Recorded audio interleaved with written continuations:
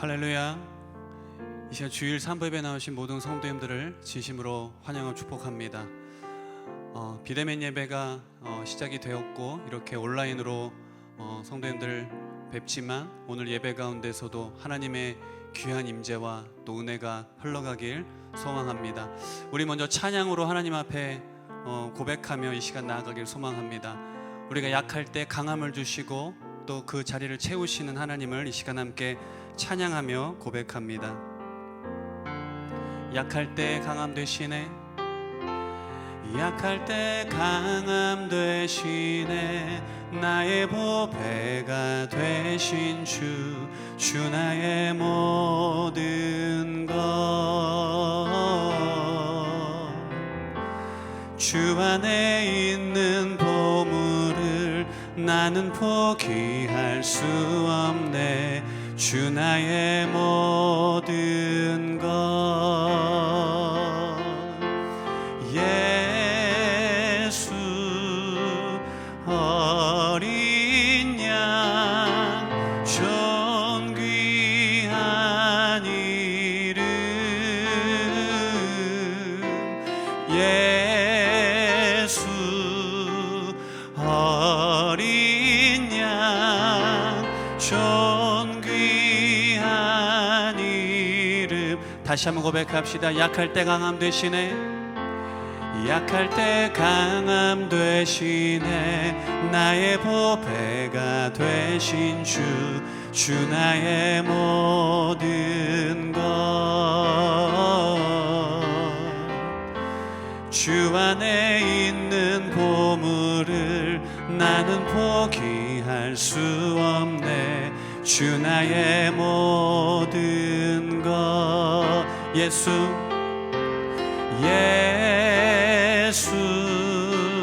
어린 양 존귀한 이름, 예수 어린 양 존귀한 이름. 다시 한번 고백합니다. 예수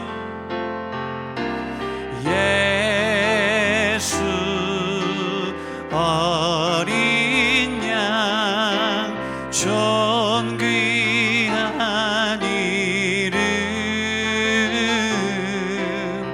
예수 어린 양 존귀한 이름. 오늘도 우리와 함께 하시는 주 예수 그리스도 그분의 이름을 찬양합니다. 할렐루야. 아멘. 우리 함께 힘찬 박수로 찬양합니다.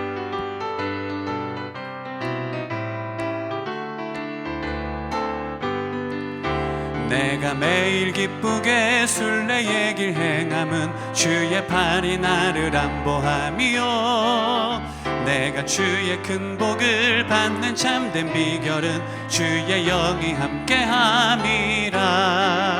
성령이 계시네, 할렐루야 함께 하시네, 좁은 길을 걸으며 밤낮 기뻐하는 것 주의 영이 함께함이라.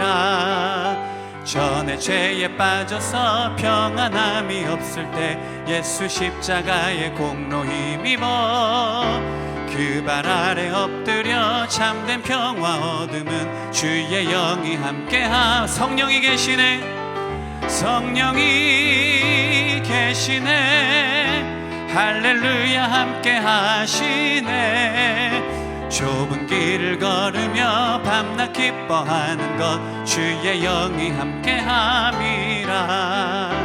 나와 동행하시고 모든 염려하시니 나는 숲의 새와 같이 기쁘다. 내가 기쁜 마음으로 주의 뜻을 행함은 주의 영이 함께함이라.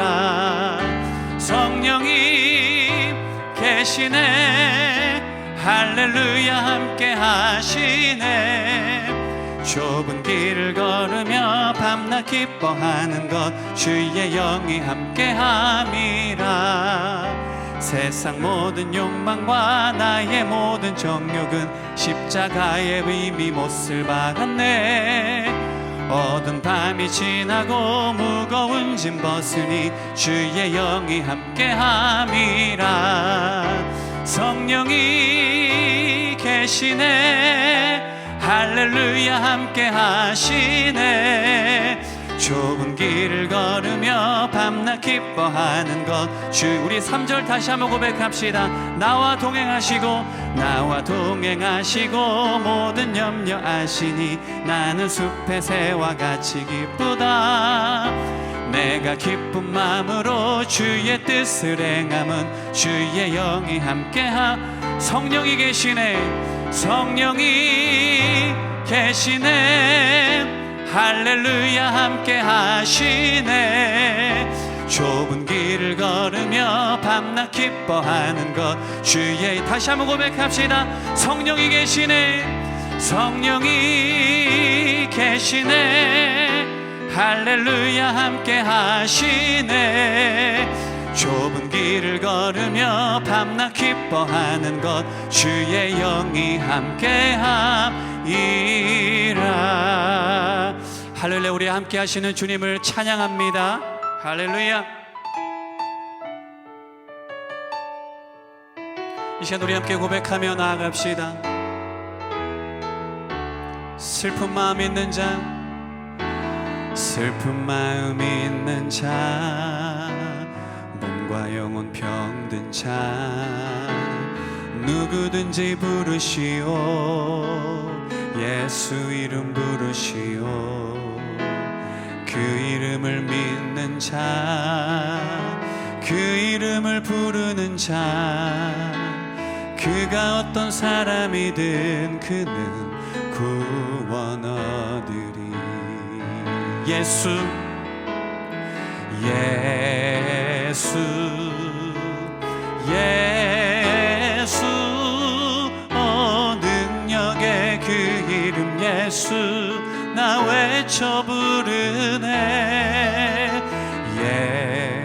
예수 예수, 구원의 그 이름 예수 나 외쳐 부르네. 예수 그리스도.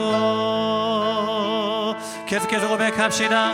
은과 금 내게 없으나, 은과 금 내게 없으나 나 가진 건 너에게 주니.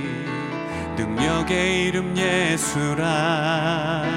그 이름을 붙드시오.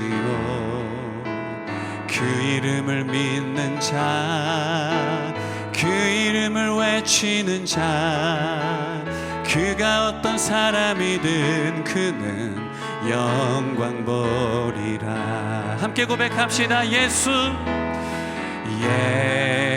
예수 예수, 능력의 그 이름 예수 나 외쳐 부르네. 예수 예수, 구원의 그 이름 예수 나 외쳐. 우리 다시 한번 고백합시다. 예수 오 예수 예수 예수, 능력의 그 이름 예수 나 외쳐 부르네. 예수 예수, 구원의 그 이름 예수 나 외쳐 부르네. 예수 그리스도. 예배의 주인이신 주님, 그 존귀하신 주님의 이름을 찬송합니다. 이 시간 하나님의 은혜를 사모하며 참여하시겠습니다.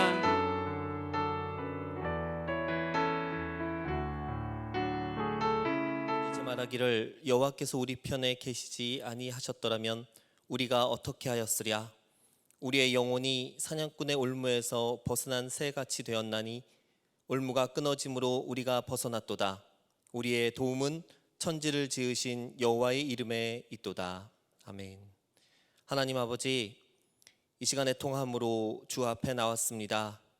사랑하는 형제 자매들과 이 성전 안에 모여 함께 예배하지 못하고 각자의 처소에서 하나님의 은혜를 소망하며 나왔습니다. 지금 우리의 처지를 긍휼히 여기시고 코로나19가 급격히 확대되는 이 상황이 속히 종식되게 하여 주옵소서. 서로 있는 곳은 다르지만 하나님께 드리는 이 예배가 성령 안에서 드려지는 예배가 되게 하시고 예배의 주인 되시는 하나님만 바라보게 하시며 신령과 진정으로 드리는 예배 되게 하옵소서.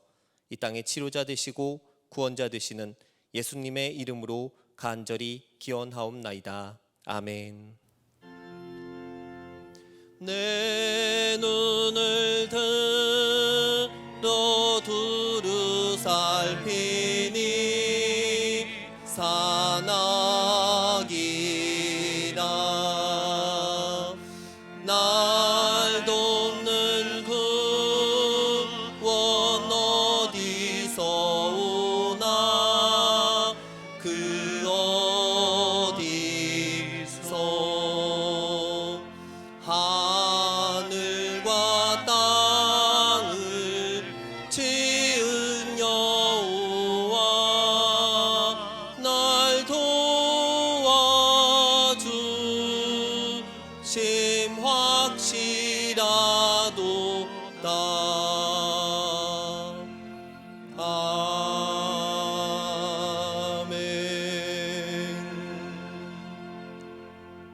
나는 전능하신 아버지 하나님 천지의 창조주를 믿습니다. 나는 그의 유일하신 아들 우리 주 예수 그리스도를 믿습니다. 그는 성령으로 잉태되어 동정녀 마리아에게서 나시고 본디오 빌라도에게 고난을 받아 십자가에 못 박혀 죽으시고 장사된 지 사흘 만에 죽은 자 가운데서 다시 살아나셨으며 하늘에 오르시어 전능하신 아버지 하나님 우편에 앉아 계시다가 거기로부터 살아있는 자와 죽은 자를 심판하러 오십니다. 나는 성령을 믿으며 거룩한 공교회와 성도의 교제와 죄를 용서받는 것과 몸의 부활과 영생을 믿습니다. 아멘. 힘내세요. 우리 화면으로 서로 인사하겠습니다.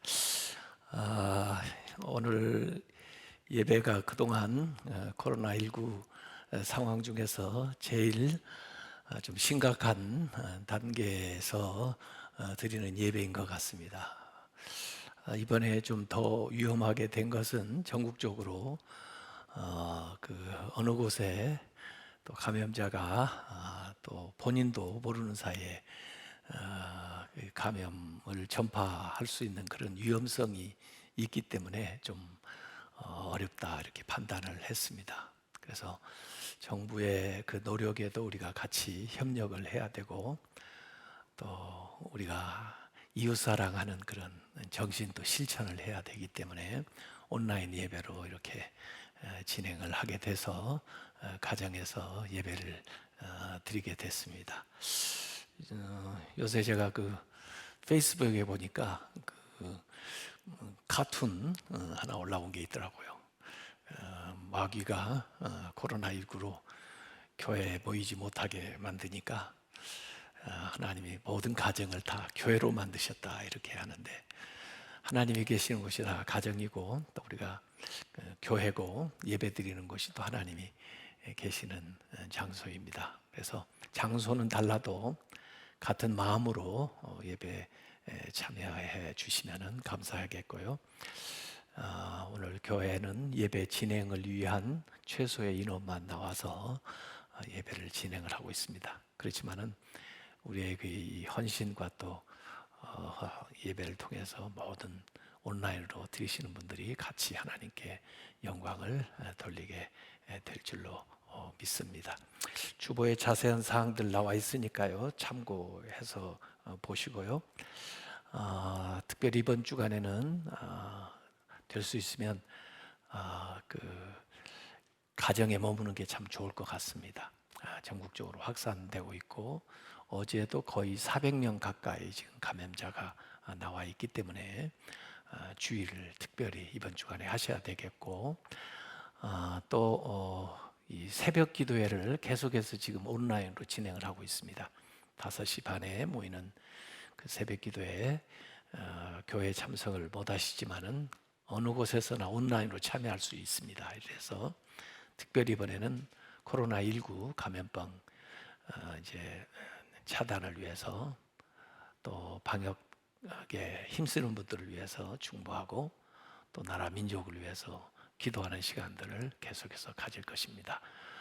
가정에서 이 특별한 기도에 더 간절한 마음으로 참여해 주시고, 또 어려운 시기에 서로 격려가 될 수 있도록 이렇게 주변 사람들과 같이 힘을 모아 주시길 바랍니다.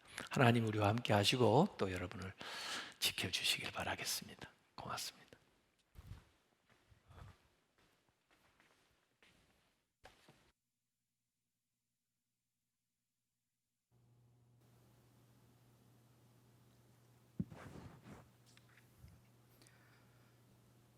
살아계신 하나님, 오늘도 우리의 도움이 되시고 우리를 지키시는 자 되신 주님을 찬양하고 경배합니다.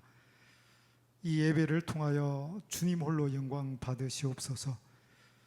하나님, 한 치 앞도 모르는 저희들이 오늘도 주님만을 의지하여 주의 존전으로 나왔습니다. 염치 없고 부끄럽지만 오직 주의 긍휼과 은총을 의지하여 나왔사오니 우리를 불쌍히 여겨 주시옵소서. 하나님, 오늘도 주님밖에 기댈 곳 없는 저희 중앙교회 모든 성도들을 돌아보아 주시옵소서. 예기치 못한 상황으로, 예기치 못한 건강의 문제로 힘들어하는 모든 지체들을 긍휼히 여겨 주시고 살펴 주시옵소서. 하나님, 저희가 내일 일은 모르지만 내일의 주인 되신 주님을 아오니 우리를 좀 도와 주시옵소서. 하나님, 온 나라, 온 국민, 온 교회가 코로나19로 어려움에 처해 있습니다. 코로나19 상황이 예기치 못한 변수들로 확산되고 있습니다. 인간의 기술, 능력, 의학도 한계를 절감하고 있습니다. 오직 하나님의 도우심으로만이 가능하오니 이 땅을 불쌍히 여기사 속히 진정되고 종식되도록 역사하여 주시옵소서. 하나님, 이 땅의 한국 교회들을 용서하여 주시옵소서. 일부라고는 하지만 교회 지도자들의 하나님의 이름을 빙자한 치우친 정치적 이념적 표현들과 그 행동들로 이 사회에 영적인 오염과 공해가 되고 있습니다. 참담한 지금의 상황들이 창피스럽고 부끄럽습니다. 용서하여 주시옵소서. 부디 이번을 계기로 이 땅에 한국 교회가 각성하고 정신 차려서 교회들도 성도들도 기본으로 돌아가게 해 주시옵소서. 하나님, 코로나로 인해 많은 것들이 예측이 어렵고 돌발 변수가 참 많아지는 이 시기이지만 저희 중앙교회와 성도들을 기억하여 주시옵소서. 이러한 때에 더 하나님과 깊어지고 더 건강한 교회 되게 하여 주시옵소서. 모이는 교회로서의 모습뿐만 아니라 흩어지는 교회로서의 역할도 잘 감당하는 계기가 되게 하여 주시옵소서. 하나님, 한기채 담임 목사님을 기억하여 주시옵소서. 어려운 때에 중책을 맡으셨는데 짐이 무겁습니다. 말과 행동, 의사결정의 영향력이 커졌습니다.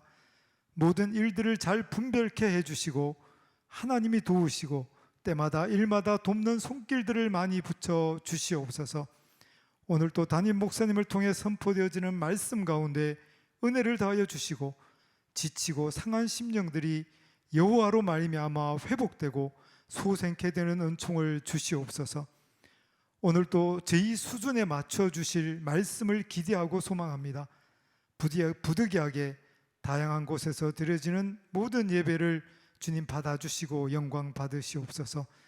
하나님, 코로나19 상황이 오래 지속될수록 어려운 분들이 많이 힘들어지고 있습니다. 특히 저희 교회 모든 성도들을 각별히 살펴 주시옵소서. 태중에 있는 아이로부터 어르신들에 이르기까지 건강을 붙잡아 주시고 별일 없도록 도와 주시옵소서. 하나님, 저희가 대범하지 못해서 일이 생길 때마다 긴장하고 걱정이 많습니다. 저희의 약함을 누구보다 잘 아시는 주님, 이번 한 주간도 하나님이 저희들과 함께하여 주시옵소서. 감사합니다. 예수님의 이름으로 기도합니다.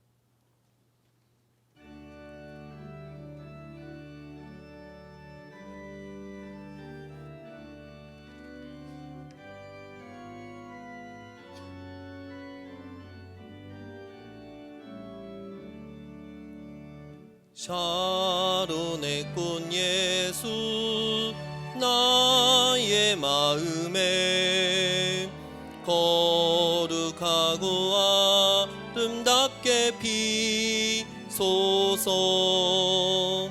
내 생명이 참 사랑의 향기로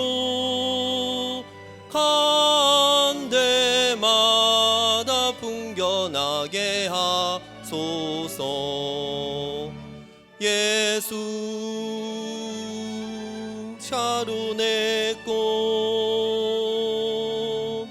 나의 맘의 사랑으로 피소서.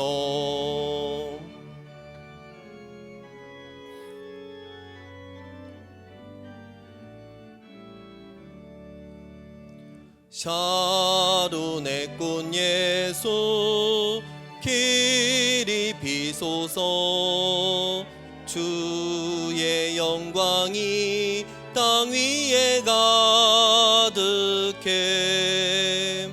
천하 만민 주님 앞에 엎드려 경배하며 영광 돌릴 때까지. 예수 샤론의 꽃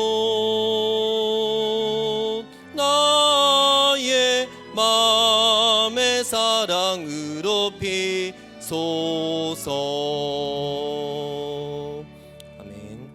오늘 우리에게 주시는 하나님 말씀은 마태복음 7장 24절에서 29절까지입니다. 마태복음 7장 24절에서 29절까지 함께 교독하겠습니다. 그러므로 누구든지 나의 이 말을 듣고 행하는 자는 그 집을 반석 위에 지은 지혜로운 사람 같으리니 비가 내리고 창수가 나고 바람이 불어 그 집에 부딪히되 무너지지 아니하나니 이는 주추를 반석 위에 놓은 까닭이요. 나의 이 말을 듣고 행하지 아니하는 자는 그 집을 모래 위에 지은 어리석은 사람 같으리니 비가 내리고 창수가 나고 바람이 불어 그 집에 부딪힘에 무너져 그 무너짐이 심하니라. 예수께서 이 말씀을 마치심에 무리들이 그의 가르치심에 놀라니 이는 그 가르치시는 것이 권위 있는 자와 같고 그들의 서기관들과 같지 아니함일러라. 하나님의 말씀입니다. 아멘. 말씀대로 살겠습니다. 산상수훈을 이제 마치면서 결론의 마지막 그 심판을 암시하는 세 가지의 그 메타포를 활용해서 예수님께서 마무리를 하고 계십니다. 우선 두 개의 문에 대한 이야기가 나왔고 또 두 개의 나무에 대한 이야기가 있었고 그리고 두 개의 집에 대한 이야기가 있었습니다. 근데 실제적으로 보면 문을 통과해서 길을 걸어 결국 이제 집에 도달하게 되는 건데요. 두 개의 문이 있지만 동시에 두 문을 들어갈 수 없어요. 그 중에 하나를 선택할 수밖에 없습니다. 두 개의 길이 있지만 동시에 두 길을 갈 수가 없어요. 그 중에 한 길을 선택하고 나머지 길을 가지 못할 수밖에 없고 두 개의 또 집이 있지만 동시에 두 집에 살 수가 없습니다. 그 중에 하나의 집에 살 수밖에 없는 이 선택의 문제가 여기에 나와 있습니다. 그래서 예수님은 이제 그 문 안에 있는 내용을 잘 아시기 때문에 좁은 문을 선택해라 그렇게 말씀을 하셨고, 또 예수님은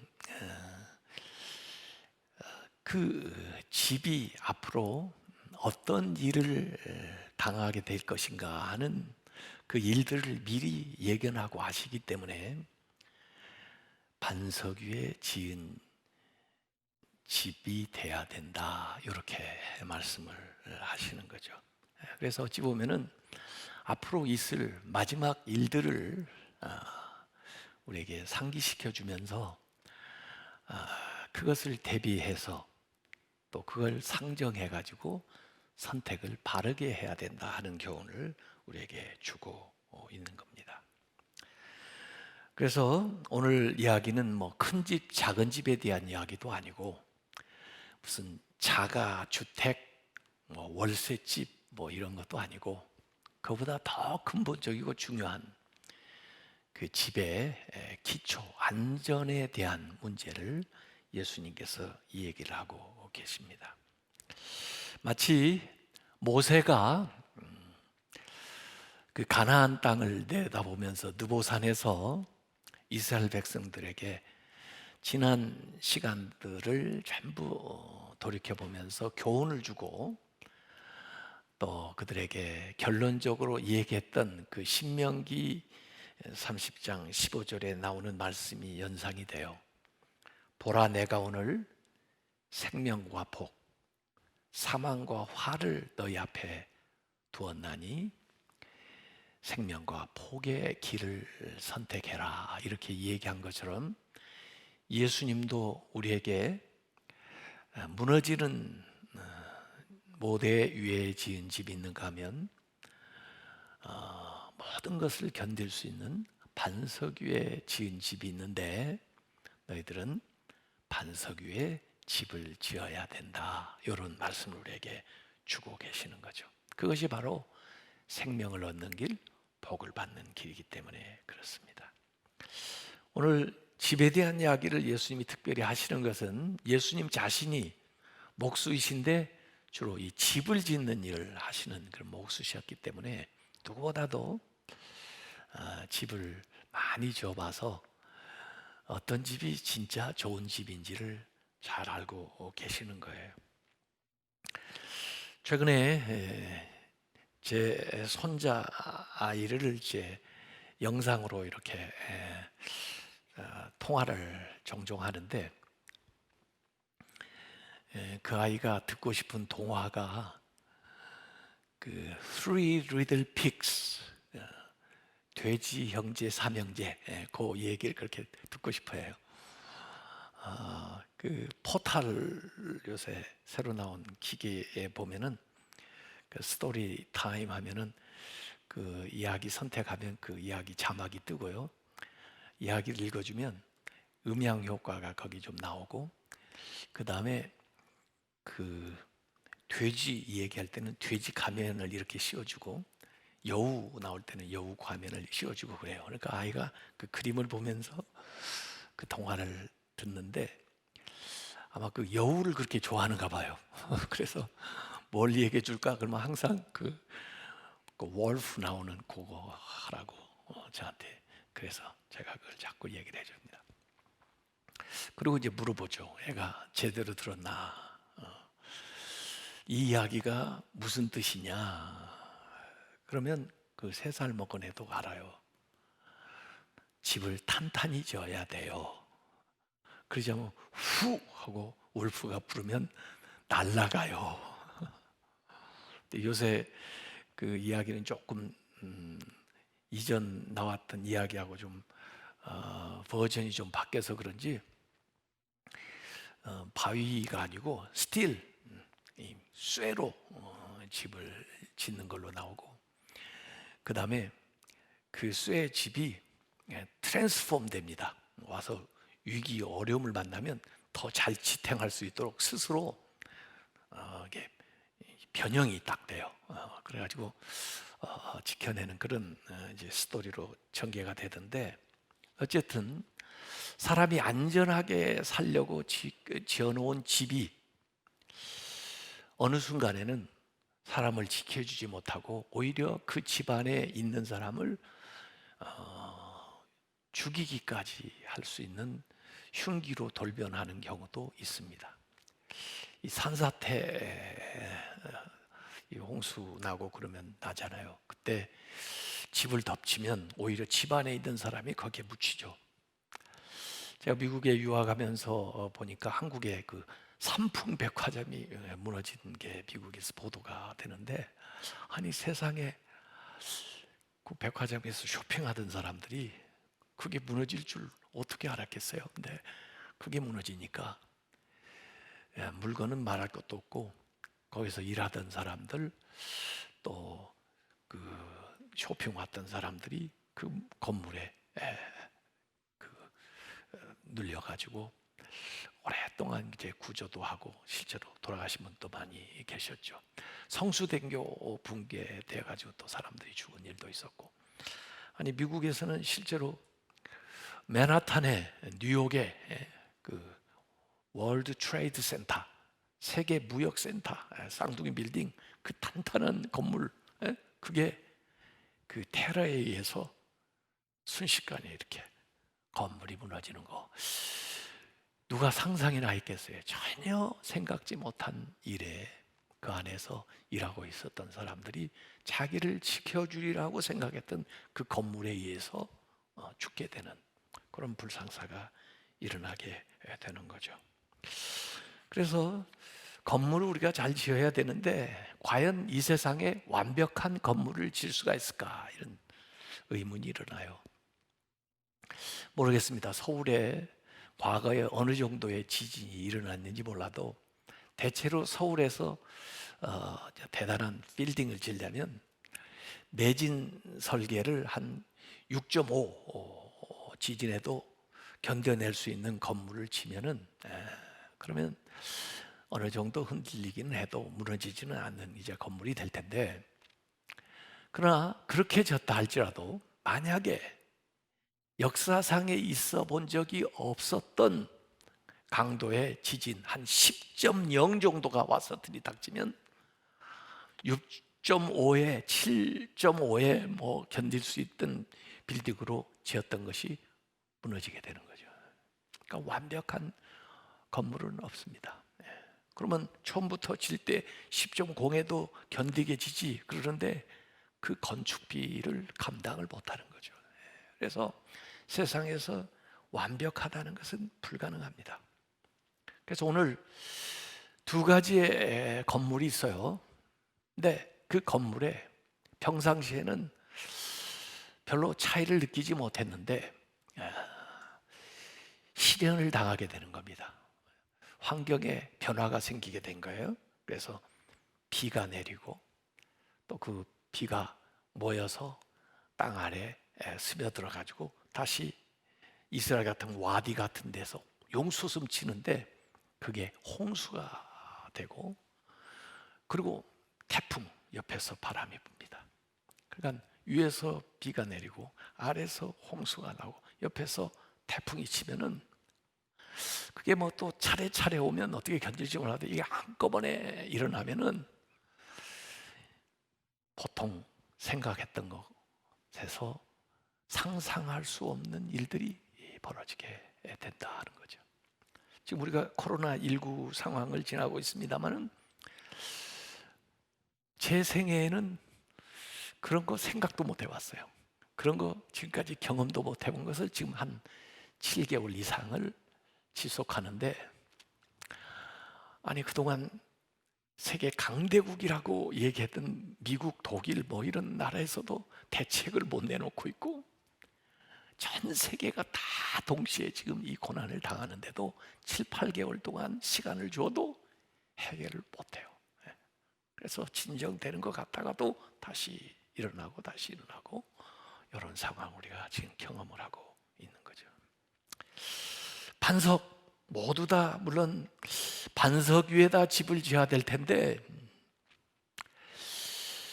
왜 그런 사람은 모래 위에다 집을 지었을까? 앞에 얘기한 대로 이렇게 대단한 것이 일어날 것이라고 예상을 못했겠죠. 그래서 이런 정도면 되지 하고 안일하게 생각할 수도 있었을 거고, 또 비용을 가능한 한 전략해서 가성비 좋게 만들고 싶은 생각도 있었을 거고, 또 빨리 짓고 싶은 생각도 있었을 거고, 보이지 않는 곳보다 보이는 곳에 좀 더 장식을, 외관을 잘 꾸미고 싶어서 그렇게 했을 수도 있는데, 이전에 경험해 보지 못한 그런 이 자연재해가 미치게 됐다, 이런 겁니다. 이 반석, 모래, 우리가 이렇게 육안으로 금방 식별이 되지만 사실은 돌이라고 다 같은 돌이 아니에요. 강도가 다 달라요. 그리고 사실상 안 깨지는 돌이 없습니다. 아무리 단단한 바위라도 더 단단한 걸 갖다가 부딪히면은 깨지게 돼 있어요. 바위가 깨지면 뭐 돼요? 모래 되는 겁니다. 그러니까 사실상 바위나 모래나 그게 그거예요. 센 것한테 비교하면은. 그러면 이 세상에 안 깨지는 바위가 없다 그러면은, 그러면 예수님이 얘기하는 반석은 진짜 뭐냐? 이 반석은 성경에 계속해서 우리에게 얘기합니다. 사무엘하 22장 32절에 보면 여호와 외에 누가 하나님이며 우리 하나님 외에 누가 반석이냐? 하나님이 반석이다, 이렇게 선언하는 거예요. 시편 62편 2절과 6절에도 보면 같이 반복해서 오직 그만이 나의 반석이시오, 나의 구원이시오, 오직 나의 요새이시니 내가 크게 흔들리지 아니하리다. 고린도전서 10장 4절에는 이스라엘이 광야 생활할 때 그 경험을 상기시키면서 다 같은 신령한 음료를 마셨으니 광야에서 이는 그들을 따르는 이스라엘 무리와 함께 같이 따르는 신령한 반석으로부터. 아니, 반석이 어떻게 따라가요? 그래서 이걸 리빙 스톤이라고 그래요. 살아있는 돌, 산돌이라는 거죠. 이스라엘 무리와 함께 광야를 지날 때 그들을 따르던 신령한 반석으로부터 마셨음에 그 반석은 곧 그리스도시라. 그래서 이 반석, 이 반석은 하나님이시고 그리스도다. 그 외에는 어떤 바위도 모래된다, 이렇게 우리가 생각을 해봐야 하는 거죠. 그래서 오직 산돌이신 예수 그리스도만이 우리가 천하 없는 시험과 환난을 당할 때에도 우리를 지탱해 주실 수 있다. 그 외에는 그 강도의 차이가 조금 있을 뿐이지 절대로 우리를 지켜줄 수가 없다 하는 얘기죠. 그런데도 불구하고 오늘날 포스트 모던 회의주의자들은 무슨 기초가 필요해, 그냥 아무거나 그냥 세우면 되고 자기가 주장하는 게 다 옳지 뭐, 이렇게 너도 그래라, 너도 옳다.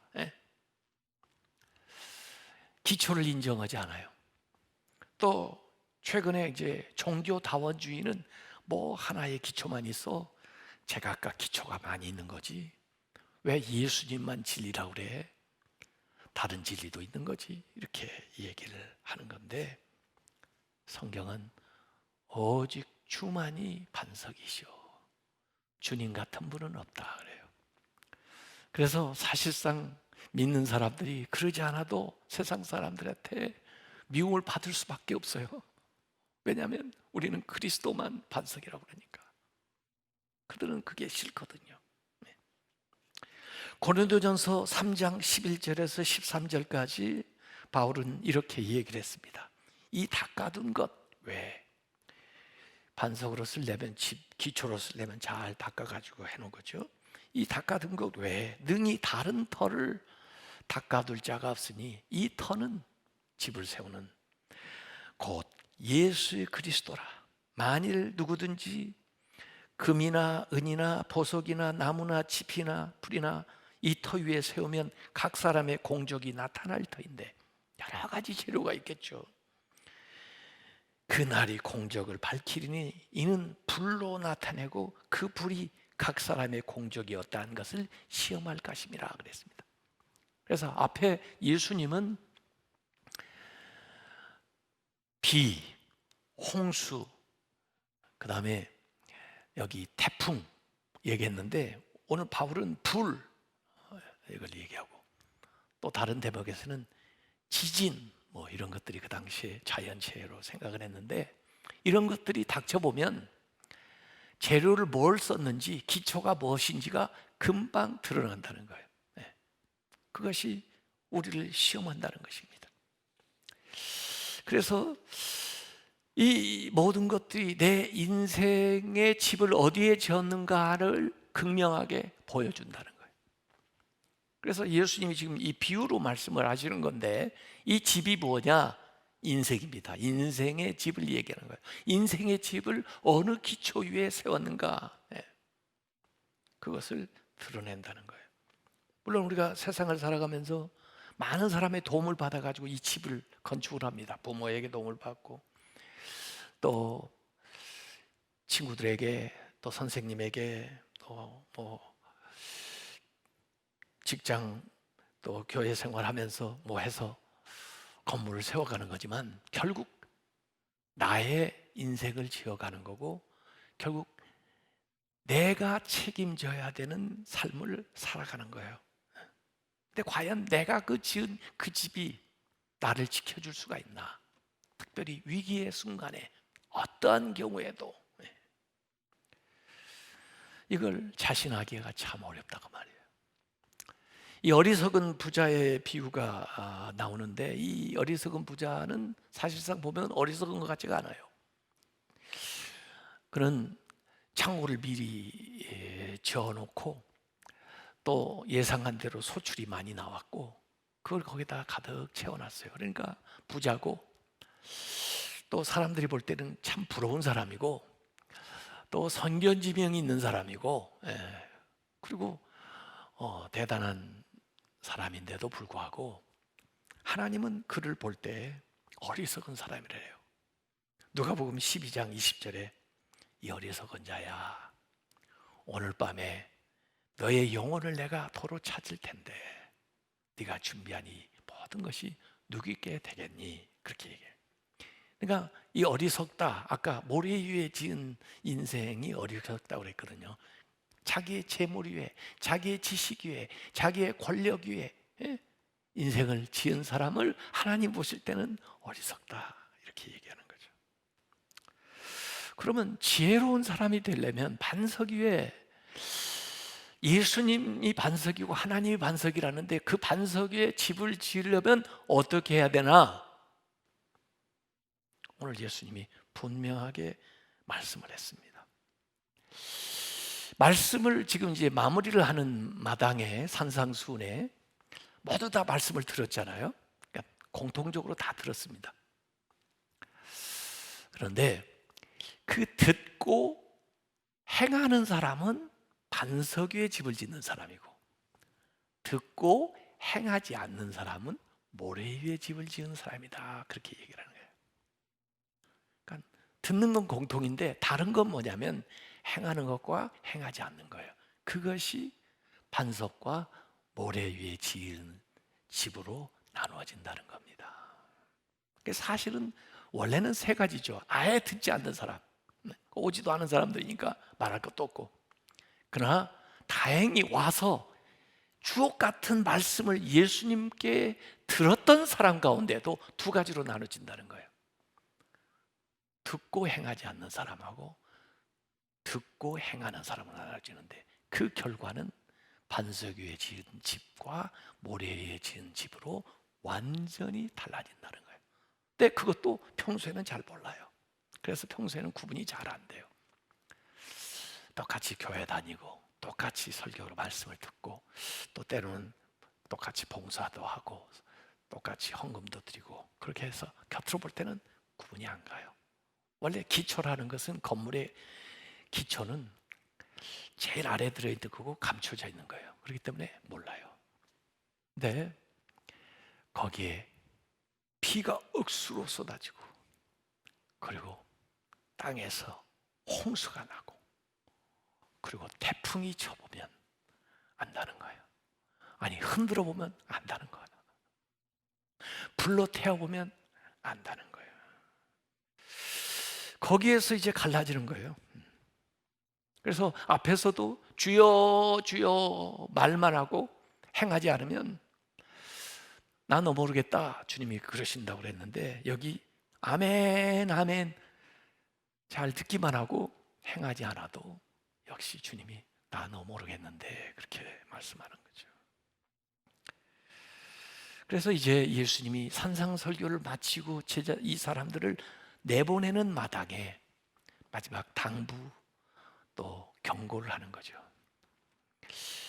너희들이 제자가 되려면 이 들은 말씀을 이제 일상생활에서 실행해야 된다. 그러면 내 제자가 되는 거고, 너희들이 이 들은 말씀을 실행하지 않으면 제자가 못 되고 그냥 무리가 된다. 무리. 그들은 모래 위에 집을 짓는 것과 같다. 제자가 돼야 반석 위에 집을 짓는 것이다. 이렇게 말씀을 해주고 계시는 거죠. 야고보서 1장 22절에도 너희는 말씀을 행하는 자가 되고 듣기만 하여 자신을 속이는 자가 되지 말아라 그랬습니다. 듣기만 하고 행하지 않는 사람은 착각을 해요. 자기가 좋은 말씀을 자꾸 들으니까 자기가 좋은 사람이 된 줄 착각을 해요. 자기를 속이는 거죠. 예수님을 찾아왔던 율법 교사에게, 이 율법 교사가 예수님에게 질문합니다.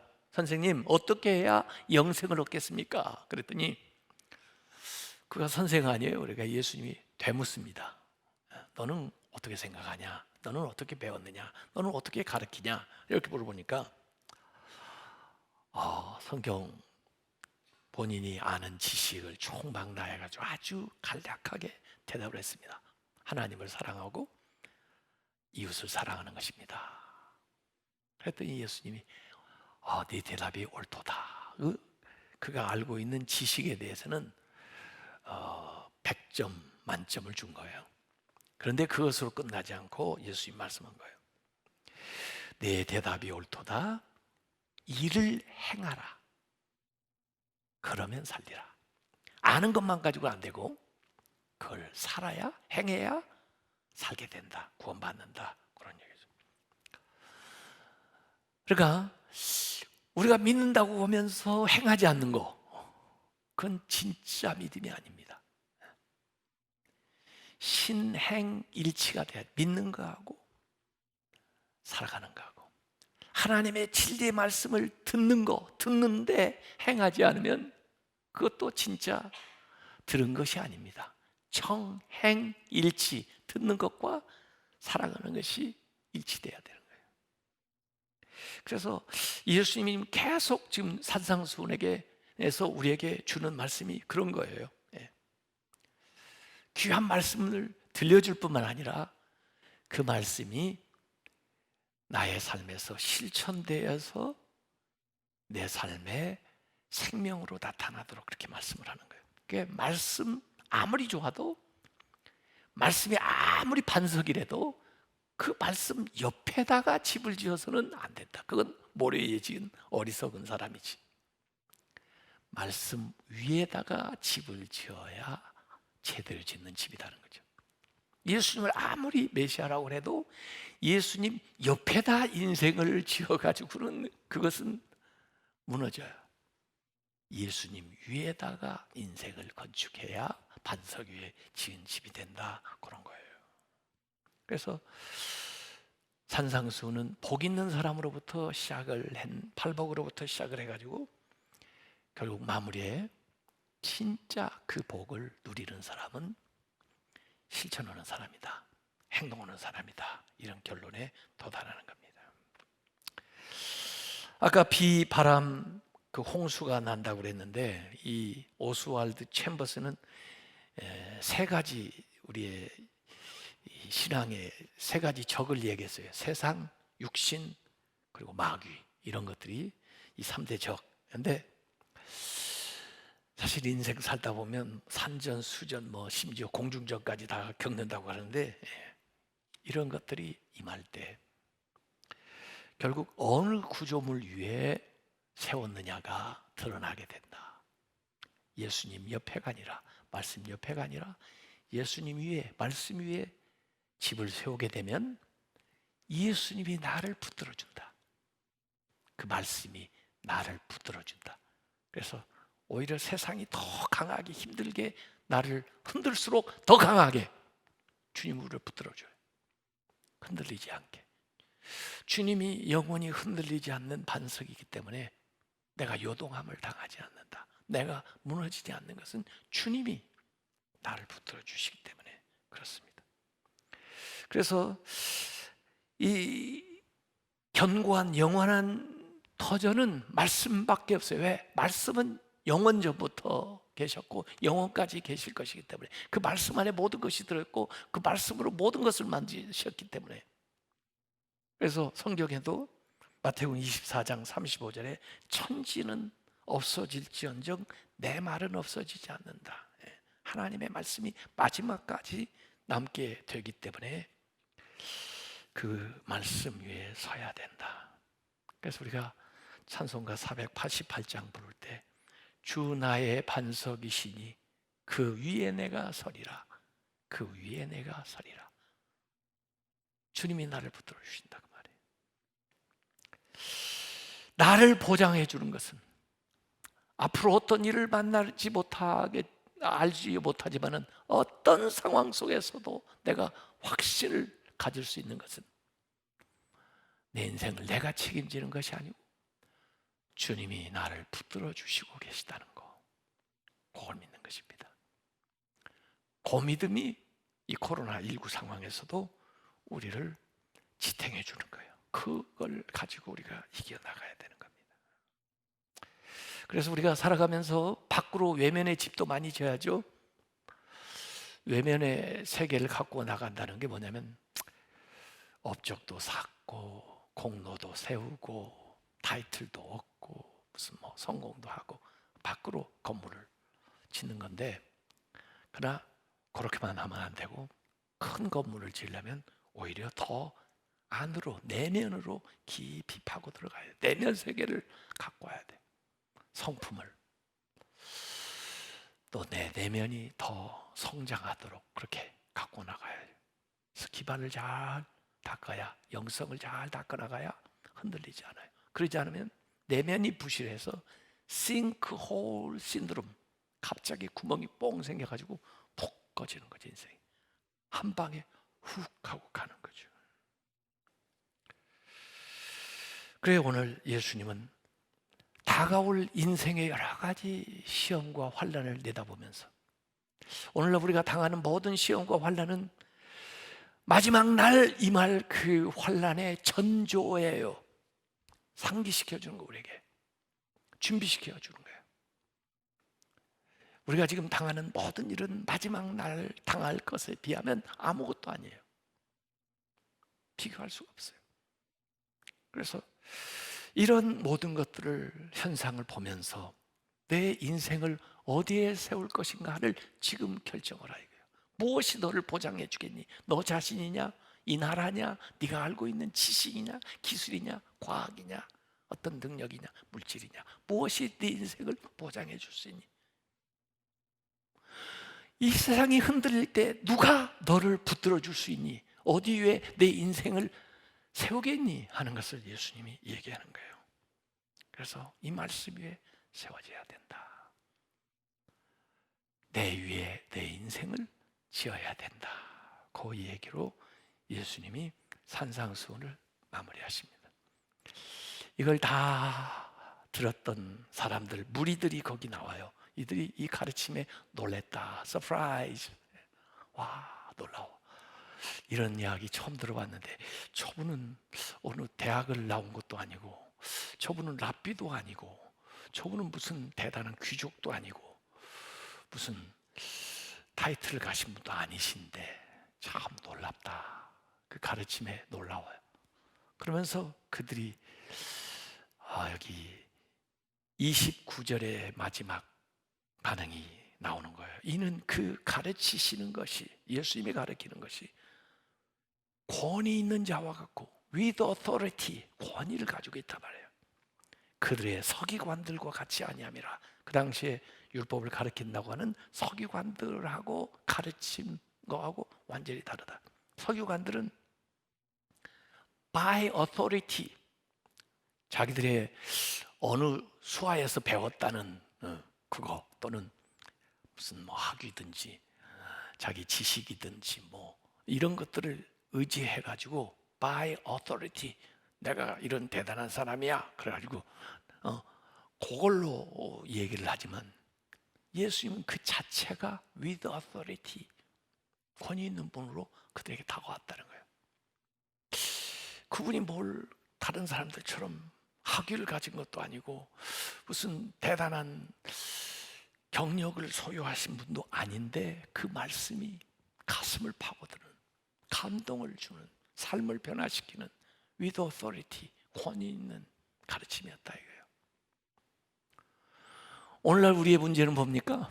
권위가 다 붕괴돼 버렸어요. The collapse of authority. 권위가 다 붕괴돼 버렸어요. 가정에서 부모의 권위가 상실되고, 학교에서 선생님의 권위가 상실되고, 나라에서 정부의 권위가 다 상실되고, 교회의 권위조차도 상실되고, 어소리티가 없어요. 누가 말해도 안 믿어요. 안 들어요. 참 불행한 일이죠. 권위는 있어야 되는데 권위를 인정하지 않아요. 권위가 붕괴된 시대예요. 이제는 내가 권위를 주장한다고 권위가 생기지 않아요. 내가 주장하는 것은 권위주의죠. 네. 그거 아무 소용없는 거예요. 과거에 얘기했던 hard authority, 강성 권위는 아무 힘을 발휘 못해요. 이제는 오히려 soft authority, 연성 권위인데 스스로 부여해주는 권위만이 권위가 있어요. 자녀들이 부모에게 권위를 부여해줘야 그 부모가 권위가 있어요. 교우들이 그 목사에게 권위를 부여해줘야 그 권위가 생기는 거예요. 하나님이 주신 권위가 있어야 권위가 생기는 거죠. 근데 지금 교회가 세상 사람들한테 권위를 다 잊어버렸어요. 세상 사람들이 권위를 부여를 안 해줘요, 교회. 왜? 크레딧이 없기 때문에. 신뢰도를 잃어버렸기 때문에. 그런데 왜 예수님은 with authority, 권위가 있냐? 예수님은 언행일치, 말씀과 행동이 일치하고 그 말씀이 성육신 하셔서 말씀대로의 삶을 살아가기 때문에 그분의 말씀이 권위가 있는 거예요. 그분의 삶 자체가 메시지요. 메신저 is 메시지. 예수님의 삶 자체가 메시지요. 그래, 감동이 돼. 우리가 이뤄진 이 어소리티를 어떻게 회복할 수 있느냐, 어떻게 신뢰를 다시 회복할 수 있느냐, 이제는 말로 안 돼요. 살아야 돼. 예수님처럼 이 말씀이 우리의 삶에 임해서 엠바디먼트, 내 몸을 입고 육화돼서 삶으로 사라져서 내 삶이 말씀이 되고 내 삶이 설교가 되지 않으면은 사람들이 권위를 부여하지를 않아요. 예수님은 그들에게 with authority, 말씀이 권위 있게 다가왔다. 그러니까 영향력을 미치고 삶을 변화시키는 거죠. 오늘 우리의 교회의 말씀이, 우리 교회가 또 우리의 신앙생활이 세상을 변화시키는 영향을 미치려면은 권위가 있어야 되는데 권위가 땅에 떨어져 버렸다. 이 권위를 어떻게 회복할 거냐? 살아야 돼요. 잃어버리기는 쉬워도 얻기는 참 어려워요. 앞으로 혹독한 시간을 우리가 보내야 돼요. 어떤 시간이냐? 말씀을 철저하게 삶으로 살아내는 시간을 보내야 이러했던 신뢰를 회복하게 되고 차츰차츰 우리의 말이 힘을 얻게 되고 영향력을 가지게 돼서 사람들을 감동시키고 그들을 변화시킬 수 있는 능력까지 나가게 되죠. 그것도 역시 말씀을 행하는 것에서 나타나는 겁니다. 그래서 오늘 예수님의 이 산상수는 우리에게 당부하는 메시지예요. 너희가 좋은 말을 많이 듣는다.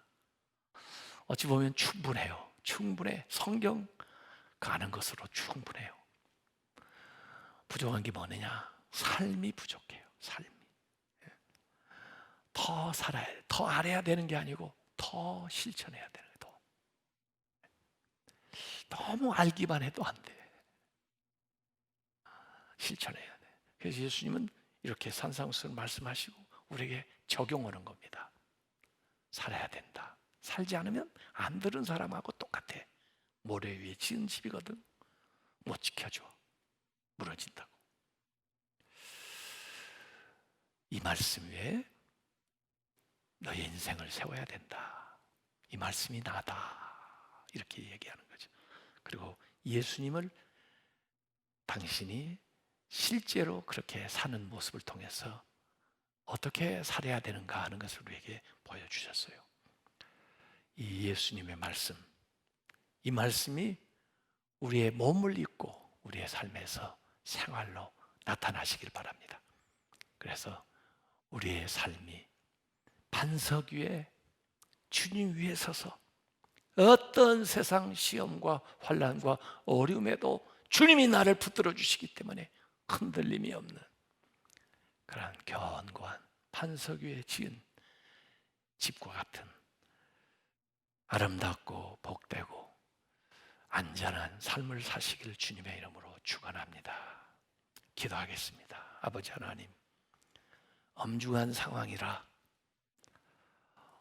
저희들이 교회에 다 모이지 못하고 있는 처소에서 주님의 임재를 갈망하면서 이렇게 예배를 드리고 있습니다. 성령님, 있는 곳에 오셔서 저희들의 마음을 뜨겁게 해주시고 또 우리의 예배를 받아 주시옵소서. 그리고 속한 시일 내에 이 코로나19 상황이 진정되고 퇴치되어서 우리 모두 모여 감사의 감격의 예배를 하나님 앞에 드리고 또 우리가 새롭게 이 땅에서 믿는 사람다운 삶을 살아갈 수 있도록 인도하여 주시옵소서. 지금도 방역하기 위해서 애쓰는 분들 힘을 더하여 주시고 또 감염돼서 고통 가운데 있는 사람들 힘을 더하여 주셔서 회복되게 해주시고 더 이상 코로나19가 확산되지 않도록 우리 성도들과 우리 대한민국 모든 국민들 그리고 세계의 모든 하나님의 사람들을 지켜보아여 주시옵소서. 예수님의 이름으로 기도하옵나이다. 아멘.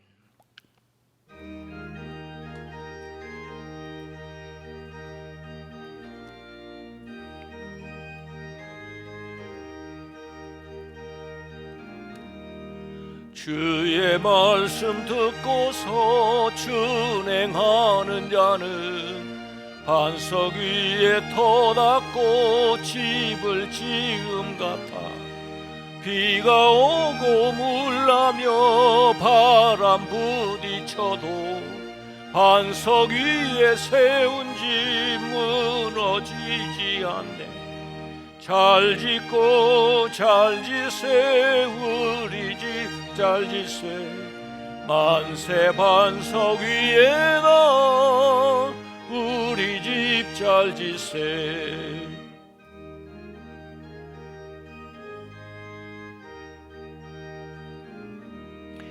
세상 모든 사람들 집을 짓는 자니 반석 위가 아니면 모래 위에 짓네.